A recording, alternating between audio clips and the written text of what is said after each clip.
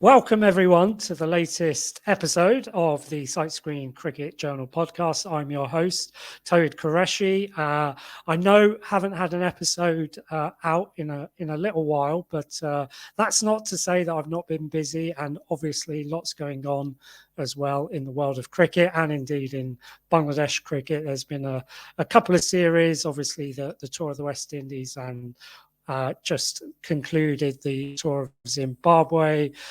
Do check out the website. I've kind of written a few pieces about the West Indies tour. Also been doing lots of good stuff on the Cricketer magazine online, so do check that out as well.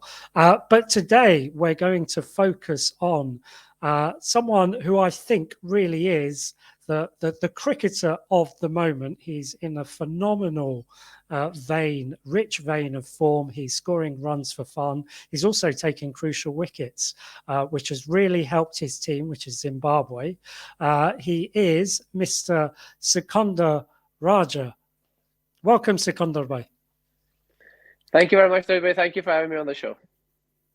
Thank you so much for finding time. I know you're really busy. Obviously, the Bangladesh series has just ended, and I know you're in preparations for the India series as well, which starts in just a few days. So a busy time. So yeah, let's get straight into it. As I was saying there in the intro, I mean, it's been a phenomenal run of form that you've been experiencing over the last sort of few weeks and indeed month. But just focusing in on that Bangladesh series in particular, obviously you scored those two back-to-back hundreds to help win that series. I think that was the first time that Zimbabwe had beaten Bangladesh in a series in about 10 years. So yeah, amazing kind of run of form. And I think for me, what was particularly impressive was that those 200s came in winning causes and were absolutely crucial to those two wins in the first two ODIs. So, I mean, for you, obviously, you know, this must feel like the best form you've been in ever. Looking at the past, yeah, I think this has been the best form I've been in ever. But to say this is the best form of my career, I don't know what's to come forward. Maybe there are better things to achieve. Allah knows. So far, I would say yes, but it certainly has been the best form of my career. Yeah, I mean, you know, the amount of awards and accolades you've won, I think certainly demonstrates that. I know you won. I think it was 4 player of the match awards over the T20 series and the ODI series, and player of the series awards for both series as well. And for me personally, I think if you don't win the ICC Cricketer of the Month award, then I think there's something very wrong with international cricket.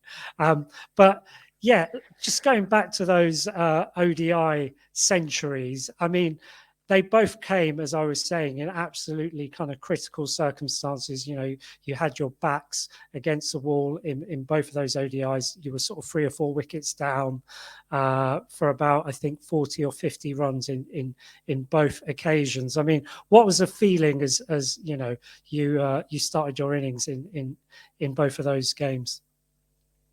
So, I remember before the ODI series started and after the T20 series, it was a quick turnaround. I think we only had 2 days, and I was standing by the side of the net, and I was speaking to Lance Klusener, and I said, Zulu, my biggest challenge is because we've been playing so much. I went to Rajshahi, played T20, Afghanistan. We played Afghanistan ODIs first, if I'm not mistaken, yes, and then we went into T20s, went to Rajshahi, played T20s, came home, played qualifiers.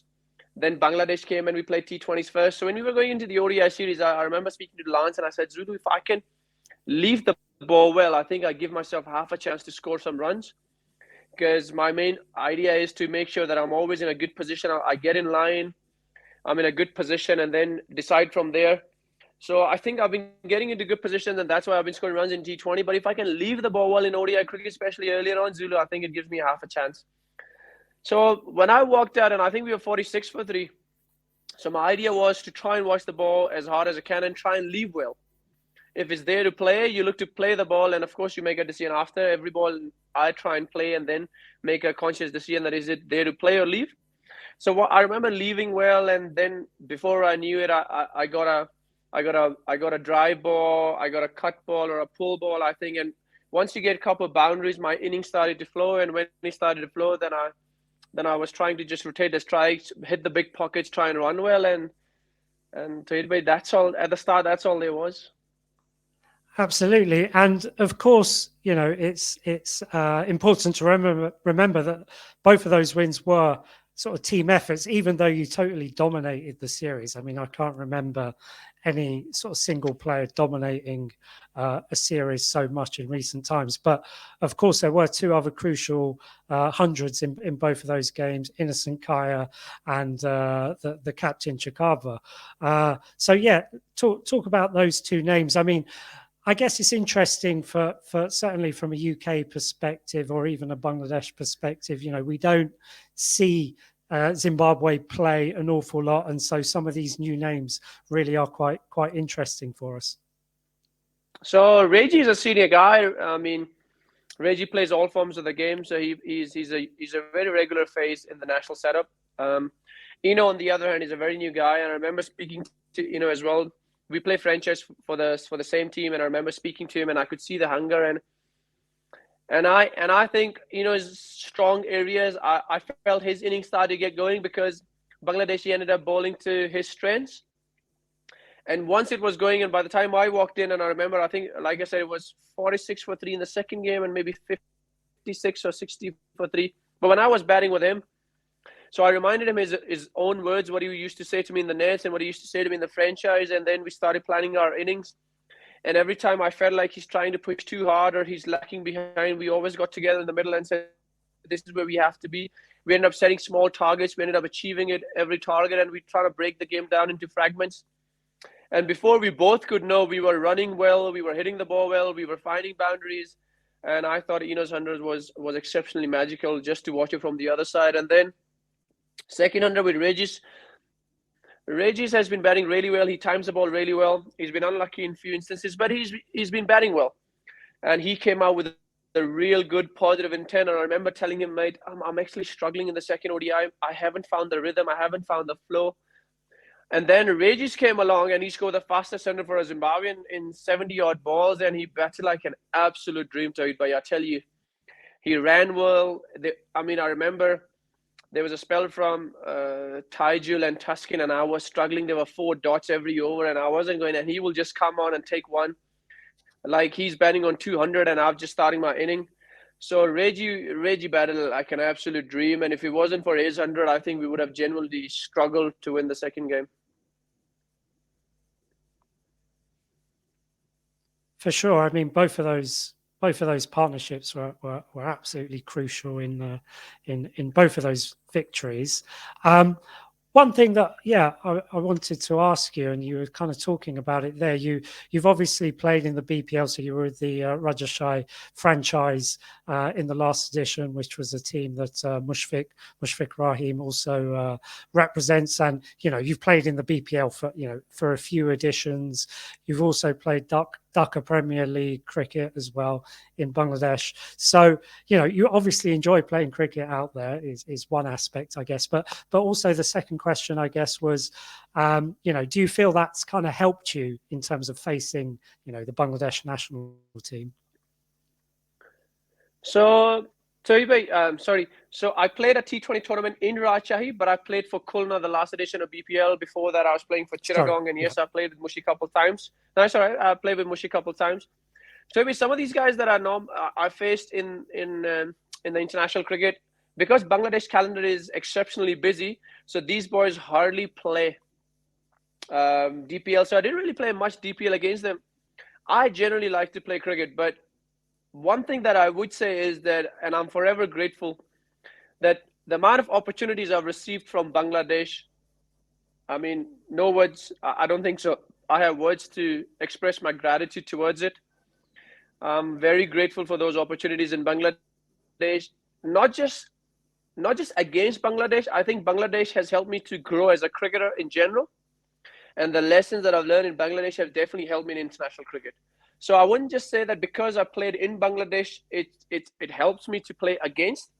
But what I would say is playing in Bangladesh with the opportunities I've received in one day and T20 tournaments certainly has helped me to grow as a cricketer. Yeah, I mean, you're certainly sort of held in very high regard and high esteem in Bangladesh cricket circles. We were talking just before the show.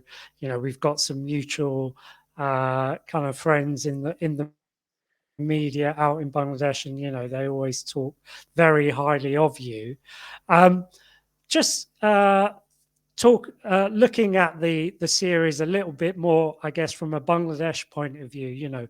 My kind of personal take on the series, certainly the ODI series, was that it was a real sort of disappointing, and I would say even sort of damaging kind of loss for Bangladesh. I think going into the series, they'd won 4 ODI series in a row, so they were definitely kind of looking to win that series as well. So I think it was a real sort of lots of things we can pinpoint that went wrong. I didn't think their fielding was particularly good. They dropped catches. But just kind of focusing in, obviously they won that last game.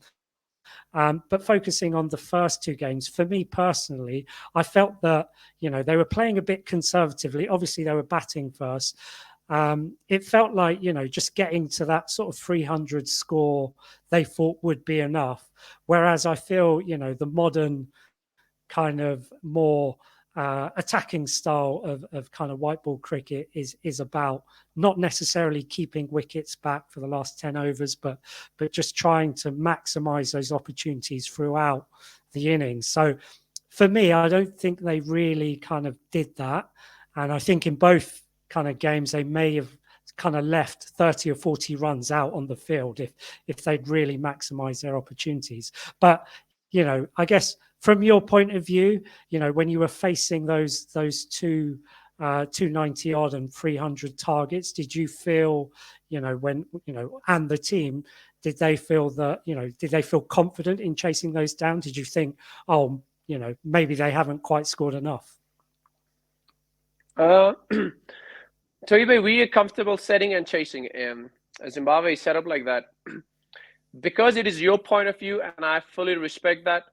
But I felt some of the where you may have thought they are batting slowly or selfishly. I thought we bowled exceptionally well. If you look at the spells from the spinners in the middle, I thought we actually bowled really well. Even the Bangladeshi guys are good players of spin, but I don't think so. I think because Zimbabwe has lost in the past, everybody's just expecting us to roll over, and when we do happen to play good cricket, everybody's trying to find negatives in the team that are lost instead of saying, guys, you know what? Zimbabwe came out and hands up, they played better brand of cricket, and they executed their plans a lot better. So I thought them being better players of spin in the world, I thought we bowled spin really well. I thought they were crucial overs bowled by Wesley Madawede. They were overs bowled by Wellington. That was a good spell as well in the first game. Then my 10 overs in all 3 games, mashallah. So I genuinely thought that our spinners bowled better compared to their spinners, even though their spinners maybe on the ranking are better, and no disrespect to them, I thought we actually bowled better. And once you're bowling well, it's a simple case that the risk gets higher when you want to score freely. Then you add a bit more risk as well, because if you get out and also you take a couple wickets in the middle, now they had a long batting tail, and we identified that because they were playing with all and out five bowlers. So it's a catch-22. Where do you go? So in my opinion, I don't think so. I mean, if I tell you now, Bangladesh to score 300, you'll say that's a good total. I mean, if I had come to you at the toss and says we will be chasing 302, you'll be saying, yeah, that's a good total. I'm happy with that. I think that's what Bangladesh will score anyway. So it's a big total that we chased, and had they scored more, yes, but I thought we bowled really well. Yeah, you're absolutely right. I mean, yeah, a lot of those criticisms are in retrospect, saying, perhaps this could have happened and that could have happened. But yeah, I absolutely agree with you. I think you played you played the Bangladesh spinners really well. And for me, actually, a real turning point for the whole series, I think it came in the T20 series, was when Nasim Ahmed conceded 34 runs in an over. Was that Brendan Taylor? I can't remember if it was. Yeah, it was Brendan Taylor who took him for those runs. And I think actually that was a real kind of crucial point in the series. So sorry again, Toy, but it was Ryan Bell. Sorry, yeah. Because it was his matchup, and we've been practicing for our matchups quite hard, and I remember Ryan Bell was not in a bad frame of mind, but he was down. He was like, I'm not batting. Maybe I need to bat higher. And I remember myself, Craig, all of the seniors will go around him and I says, mate, your time will come, and when it will come, you will shine. This is a team game. I know we are batting well at the top and you're not getting as many balls to face down in the middle, but when your time comes, you will shine. So he was so hungry before the series anyway. And when that happened and Nasim came as his matchup, he had no other thought in his head other than just to maximize this over. And once we won that series, then I thought the turnaround is so quick that sometimes players starts to doubt themselves, says, mate, Bangladesh has never won a T20 series against it.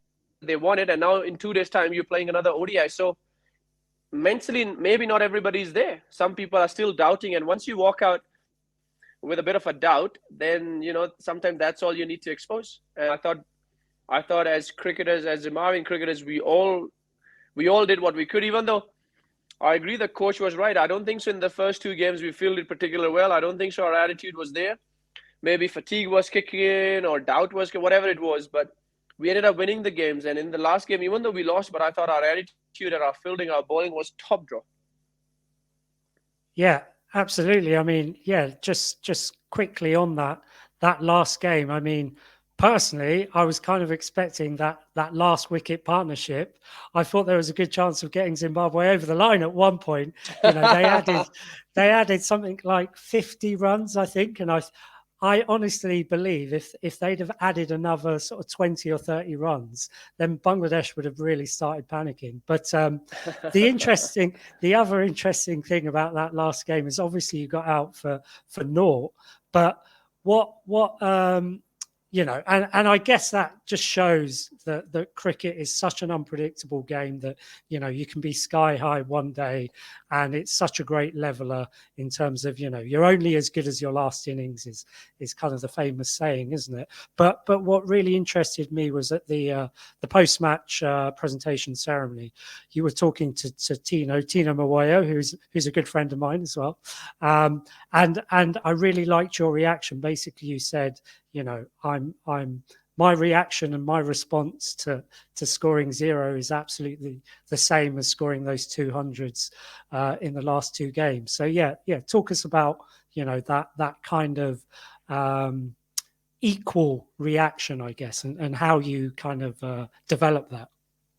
So, I think there's a lot of good lessons to learn. Life teaches you a lot of lessons. If you keep your eyes open, if you keep your brain functioning, you can pick up those things. So for me, I don't get too excited or too happy when I score 100, and I don't go too down when I score a duck. I try and stay in a happy medium where I just float up and down and not too high and not too extreme, basically. So coming from a faith point of view, it's Allah's will that I scored 100, and it's Allah's will that I scored a duck. Why would I have any problems with Allah's will anyway? My job, the only thing Allah's asked me is to be honest, loyal, play this game, train hard, play this game with absolute honesty and integrity and loyalty towards this game, train as hard, as honestly and sincerely as I can, and leave the rest. Once I did that, then now these results, now these performance-based things don't really affect me too much. We're doing a lot of interviews, all the hype and all that, it's nice. But Alhamdulillah, I feel like I'm still in that happy medium that I wasn't too excited about doing the presses, doing the pictures, doing X, Y, Z. I wasn't. And when I got a duck, Alhamdulillah, I wasn't too down either. I go back into the nets, I train hard for the next series and pray that may Allah give me more success. And when the failures comes, I take it with absolutely humility as well. Yeah, and that's all there is for me. It's a fantastic attitude, and yeah, it's interesting because it's a topic that I want to discuss with you in terms of faith and cricket. But just going back to that last innings in the last ODI, for me, it just showed that you were human after all. That all your superhuman feats had finally kind of come to an end, as it were. But yeah, going back to faith and cricket, because it is something that you were just talking about there, the importance of your faith. I'm really interested in kind of, I mean, I know that you've gone through sort of really tough times, tough challenges in your kind of life away from cricket in terms of your health. But do talk to us about how you feel your faith has helped you kind of approach cricket and kind of maximize your talent. So I think once I realized that I'm never in control of a lot of things in life, it made life easier for me. What I'm in control of is my attitude. What I'm in control of is my honesty. What I'm in control of, that I go in the nets and work as hard and as honest as I can towards my profession. What I'm in control of is the decisions I make, how I want to live my life, and how I want to play my cricket. The rest I'm not in control of. I think sometimes, or when I was younger, in my younger days, I feel like as a cricketer, you always want to be in control of everything. Oh no, why did I get a Jaffer? Why did this not happen to somebody else? I worked so hard in the nets. Why am I not finding luck? Why? I think once I got rid of all those questions from my head, I calmed down, understood that there's a higher power that's in control of absolutely everything. My job is to do what I can as best as I can and as sincerely and honestly as I can. And I'll leave the rest to it by. And once I found that, I think within myself, I became a lot more content, and I found a little bit of peace in myself. And once I have that, then I think maybe not all, but some of the white noise that we talk about that's always in our head, creating doubt, it's not there. I mean, yeah, it's such an interesting thing to talk about because I've written about it previously in terms of sort of UK-based English cricketers who use their Muslim faith as a real key asset in their lives in terms of how they approach cricket. And yeah, I think it's a really kind of valuable lesson to learn in terms of how you're approaching your cricket as well, and how you're using your faith to make you more make you feel more humble, I guess, and just more willing to accept defeat, as you say, as well as the good times as well as the bad times. 100%. They're part of life. Absolutely. So I wanted to talk a little bit about your future. Obviously, you're no spring chicken. Unfortunately, you are 36 years of age, and I mean, I know you take really good care of your body, your diet, and you pay a lot of attention to the fitness aspect of the game. I mean, it's interesting just to know how much longer do you feel you can go on. I mean, it's interesting in terms of, in England, we obviously have people like James Anderson who are sort of bowling as good as they ever have, and he's 40. So how are you what's your kind of outlook in terms of your performance going forward? So my outlook would be, I know you said I'm not a spring chicken, and unfortunately I'm 36. I would say, Tawhid bhai, fortunately I'm 36 because there's a lot of other 36 years old who are not even alive. So I look at things differently. So Alhamdulillah, I'm 36 years old. Alhamdulillah for the blessings. Alhamdulillah for the gift of life to be around my family and stuff. So Alhamdulillah, yeah. Listen, Tawhid bhai, I do have a figure. I do have a number in my head. But for me, the biggest indicator would be how do I move? How do I pick up the length quickly? How do I move in the field? How am I bowling? Not only that, how quickly am I recovering? And if I think I'm doing that at a good pace where I'm 100% fit for the next game, because the games now are coming thick and fast, then I might add few more months to my career. But once I think that it's not happening, then I don't think so. I would drag myself. I think Allah has given me a beautiful life through cricket, and cricket has rewarded me with a lot of good things. If I think I'm not good enough or fit enough, then I like to leave the sport when I'm not a burden to my team, if that makes sense. When I would like to leave it in a place where my team still needs me, but I know that I'm not there, instead of my team or my country thinking, why are we carrying this, and things like that. So I wouldn't want to ruin my legacy like that. So once I see the indications or indicators that my body, my performance is showing me, then I'll make a decision. But I do have a slight idea to it, but I like to keep it to myself for now. Sure, no problem at all with that.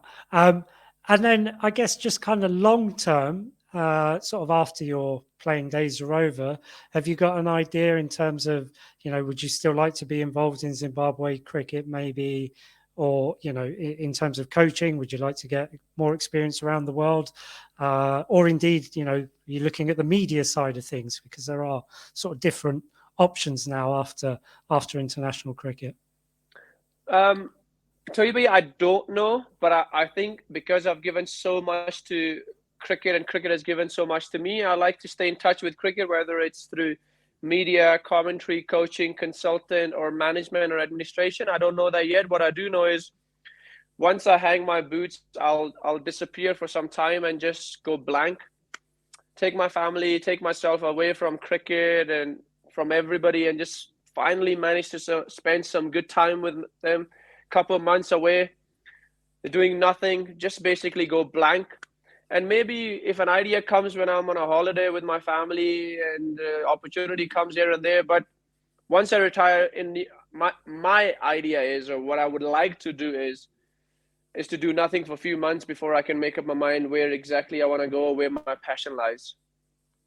Sure. I think Tawhid, it's really important that once you retire, you take some time off.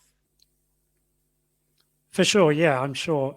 After all the cricket that you've played over the years, that I know that time off is very valuable.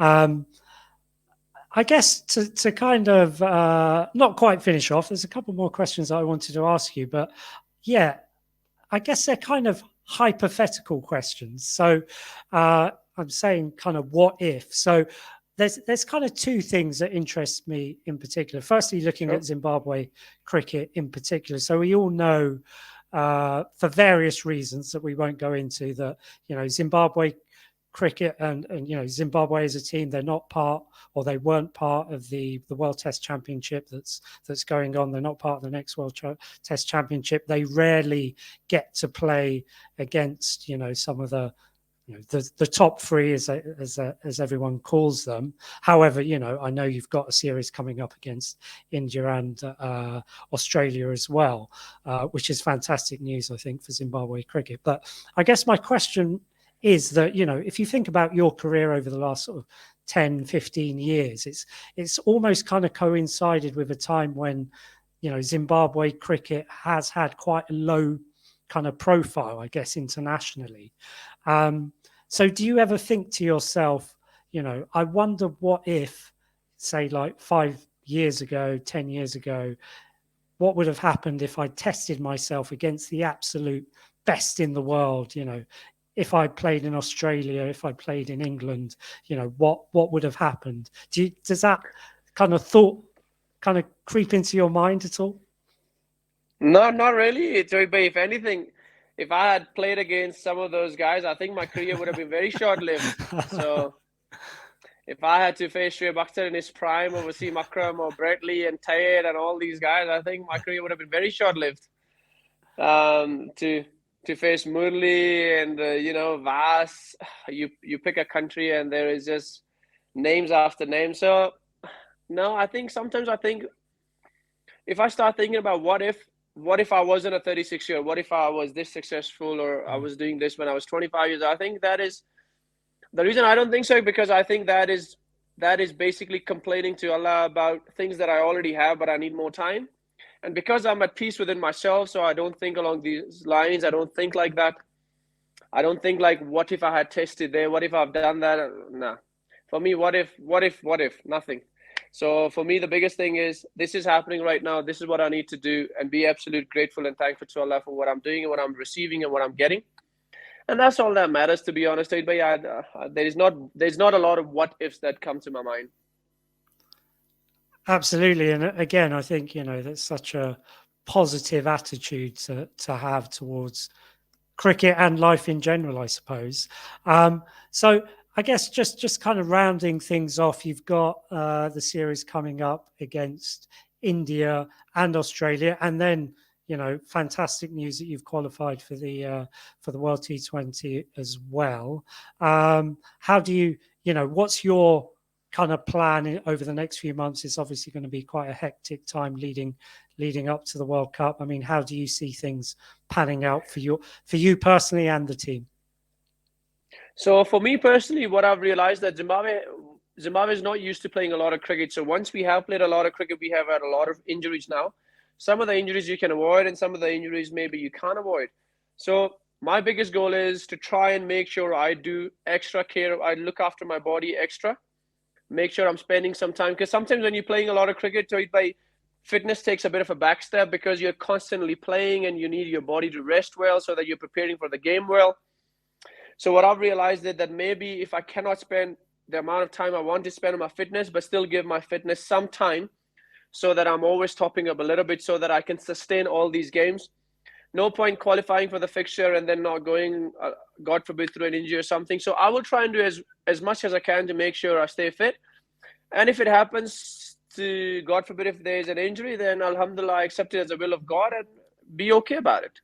So my individual focus is to make sure, as much as I'm spending time on my skills and doing the fixtures and playing all these games, making sure that I'm eating, resting, drinking well, spending time on fitness as well, so that my body can sustain all these fixtures. And then as a team as well, I think we would like to make it a point as well that a lot of these fixtures are coming. So while we need to rest XYZ, but I still believe we can spend some time on our fitness side of things. Maybe avoid some of the activities, try and avoid these late night dinners or get-togethers and things like that, and give our bodies that extra hour and a half or 2 hours to rest so that we are fully recovered for the next day and not be stiff. So things like that. So in the near future, personally, I can't speak for my team, but I think they'll be thinking along the same lines. But for me, it will be try and make the sacrifices that's required to sustain the fixtures that's coming my way. And if that means you miss out on a family event, then you miss out on a family event. If that means you have to stay at home and miss out on an appearance, then you miss out on appearances, because I want to make sure I'm doing everything as I possibly can to stay true to this game so that my body can sustain all the fixtures that's coming my way. And plus, not to forget, there's a lot of franchise cricket about to start as well from September. And of course, there's a World Cup in October, then November, December, Jan, Feb, there's international and franchise cricket for Zimbabwe as well. So if Allah wills it and I'm picked for those as well, I want to get there fully fit, full of runs and wickets so that I can perform to the best of my ability. And that can only happen if I'm making the sacrifices off the puck. And inshallah, I'm willing to do that. And then let's see where it gets to. Well, Sikandar Bhai, I mean, it's been fantastic talking to you, and I really hope that everything goes well over the next kind of weeks and months. Actually, one last thing that I wanted to say was I really liked the celebration. I think when you scored the winning runs, was it in the second? No, I think it was the first ODI, because it was like an iconic. There's a great. I'm sure you've seen the image where you've sort of hit the winning runs and you're letting out a huge roar of relief. And it really kind of reminded me of like when Ben Stokes hit the winning runs at Headingley a couple of years ago against that fantastic test against Australia, where he was doing something very similar, just stood at the crease, sort of, letting out this huge roar. So, for me, that I think kind of embodied kind of everything that you were kind of working towards. But it must have been a great particular moment. So Tawhid bhai, I can promise you, and I speak for all the cricketers, when we are batting or bowling or fielding, there's a lot going in our heads and there's a lot of emotions involved, but we're keeping in check because the game's still on. And now that we won an ODI after 19 losses against Bangladesh, for me, it wasn't a plan. It's something that happened. It's something that I didn't know at that point what I was doing, to be honest, only to be shown later that this is what I was doing. For me, as you said, it was a sign of relief. It was a sign of achievement for my country. It was all those emotions, but you just let it out. You're at that time, I can promise you, I wasn't in control. My emotions got the better out of me. But when I was batting, I was trying to keep my emotions in check.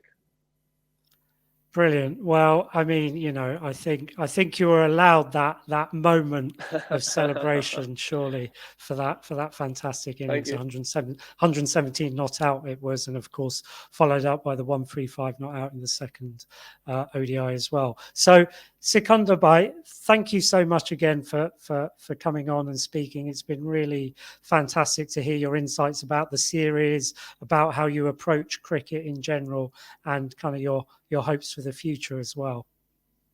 Thank you, Toby. Thank you very much for having me on the show. Brilliant. Thank you so much. And thank you, everyone. Thank you, viewers, for watching. This has been the Sight Screen Cricket Journal podcast. As ever, do check out the website that's along the bottom of the screen there, sightscreencj.com, and do also check out the Twitter feed, where there's probably even more information about all that's going on in Bangladesh cricket, in UK cricket, and indeed in Zimbabwe cricket. So until next time, see you later.